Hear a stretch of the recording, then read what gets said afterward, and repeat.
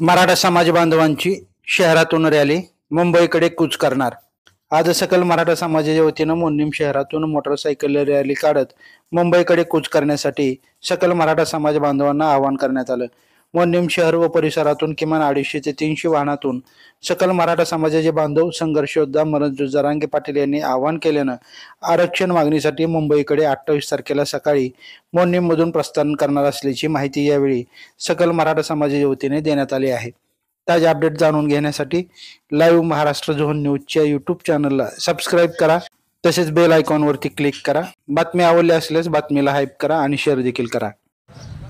सध्या जरी मराठा सकल समाजाच्या वतीनं मोडणीम शहरामधून रॅली काढण्यात आली होती आणि आता 29 ऑगस्टला सकल मराठा समाज जो आहे राज्यभरातला तो मुंबईकडे कूच करणार आहे। मोडणीममध्ये काय परिस्थिती आहे, मोडणीमधून किती वाहनं जाणार आहेत, किती सकल मराठा समाज आणि बहुजन समाज कार्यकर्ते मुंबईच्या कडे जाणार आहेत हे आपण आता जाणून घेणार आहोत।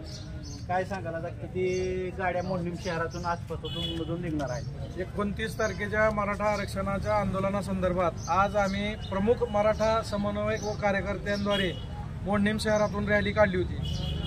ही रॅली मराठा समाजातील 29 तारखेच्या मोर्चा संदर्भात जनजागृतीसाठी होती।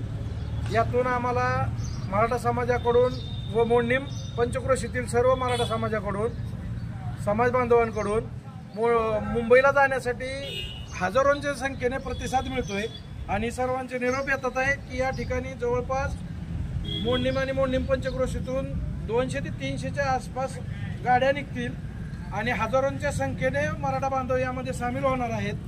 मुंबई नक्कीच यावेळेस जाम होणार आहे आणि सरकारने यावरती गंभीर विचार करून मराठा समाजाला न्याय द्यावा।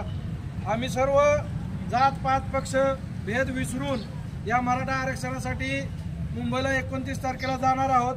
त्या अगोदर 28 तारखेला आम्ही इथून मोडणीम मधून प्रस्थान करणार आहोत। 28 तारखेला सकाळी 9 वाजता 8 ते 9च्या दरम्यान मोडणीम आणि पंचक्रोशीतील सर्व नागरिक, सर्व मराठा बांधव या मुंबईकडे जाण्यासाठी ग्रामपंचायत कार्यालयाजवळ जमणार आहेत। या ठिकाणी सर्वांना वाहनाची सोय करण्यात आलेली आहे।